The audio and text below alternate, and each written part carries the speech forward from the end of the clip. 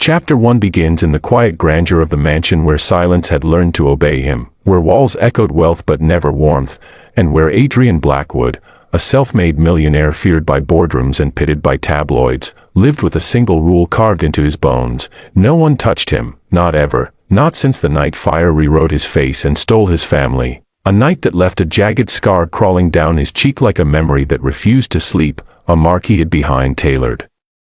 suits, authority, and distance, a scar that employees pretended not to see and guests dared not mention, until one ordinary morning when the maid, Elena, arrived late with her daughter Lily because the babysitter had cancelled, a small intrusion Adrian would normally reject without a second thought, but something in Elena's tired apology and the child's quiet eyes stayed his reflex, and so Lily sat on the edge of the sunlit room, legs swinging, humming softly while Elena cleaned, and Adrian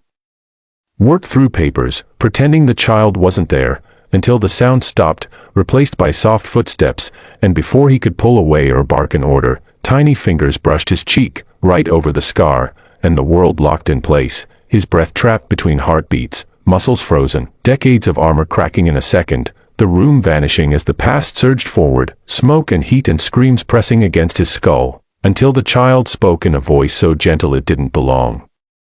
to fear. "It doesn't hurt anymore, does it?" And the words hit harder than any blow, because no one had ever asked him that, not doctors, not lovers, not the world that stared but never cared, and his eyes burned as Lily continued, unaware of the earthquake she'd started. "My mama says scars are just places where the pain got tired and left," and Adrian felt something inside him collapse, something rigid and lonely that had held him upright for years, as he stared at this child who saw not a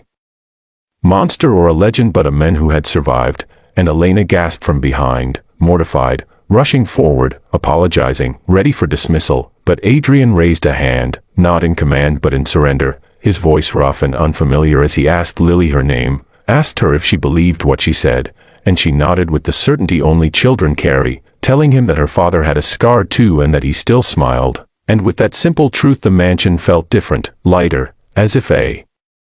window had opened in a room sealed for too long, and Adrian dismissed the day's meetings, something he hadn't done in years, sitting instead on the floor across from Lily, listening as she talked about small things, school, dreams, fears, while Elena watched, stunned, realizing she was witnessing a miracle no money could buy, because the man who never allowed touch was laughing, quietly at first, then fully, tears tracing the same lines the scar once owned, and in that moment Adrian understood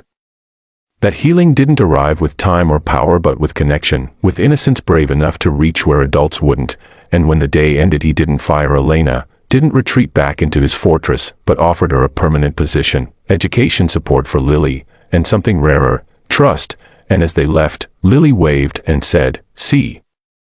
you're not scary at all," and Adrian knew his life had split into before and after that touch, a reminder that even the most broken places can feel again, and if this story moved you, if you felt that pause in your chest when healing finally began, don't forget to subscribe to the channel, because stories like this don't just entertain, they remind us why hearts exist, and your support helps us keep sharing moments that change lives, one story at a time.